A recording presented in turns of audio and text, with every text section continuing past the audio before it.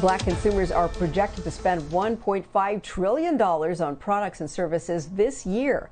$2.5 billion of that is going to beauty products alone.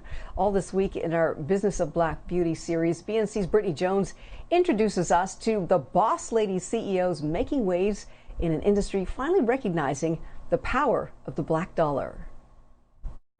From our coils, strands connected, braided, and twisted into beautiful crowns, to our melanin-rich skin soaking in the sun, giving us all the shades of brown.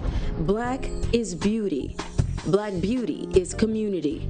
The sisters in the salon, the brothers at the barbershop, cornerstones of our neighborhoods. Building wealth, building legacies, making products for us and by us as we fulfill our ancestors' wildest dreams. Hair, lashes, nails, skin, Black beauty is forever the blueprint. And here is just one of the trailblazers leading the way.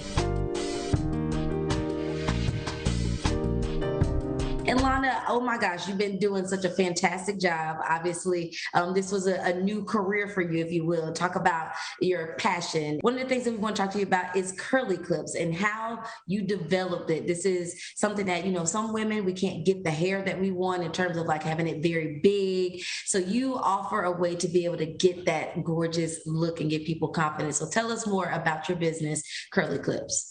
Absolutely. Kurly Klips started in 2013 when I was going to a salon on a regular basis to grow out my natural hair because I was really uncomfortable with wearing it very short. For over a year at this point, and I had spent so much money because I was spending money on the hair itself and I was also spending money on the services. And, I don't know if the stylist was having a bad day, but she basically at one point convinced me to stay in the sew-in for longer than I normally would. She convinced me to stay in it for 4 months. And when I had reservations about that, she said, oh, don't worry about it. It's not ideal, but I promise you won't have any damage. You'll be just fine. Well, that day comes and I was the last client of the day and it was not fine.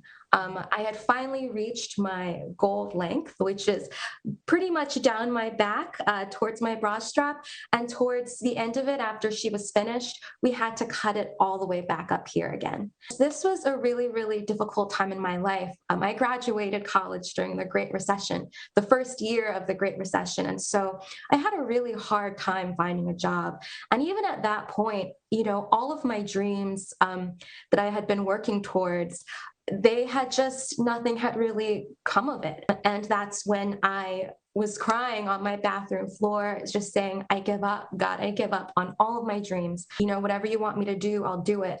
And it was in that moment of surrender that I heard this voice that said, clip and extensions for natural hair. I ran to Google because I was going to buy some to help fix my situation. And that's when I realized that no clip and extensions for natural hair existed. And at that moment, I was like, this is it. This is what I'm supposed to do. How have you managed to kind of stay afloat and survive a business that other people are getting into? What sets yours apart? Yeah, that's really tough because really, I think when it comes to Black entrepreneurship, there's room for all of us. And that's one thing my dad shared with me. He said, there's room for all of you out here who want to start a business. He said, do you know how many Black women on this planet exist? There is room for us. Black consumers have been ignored for years. And finally, the Black dollar is being recognized. What do you think about that? How does that make you feel?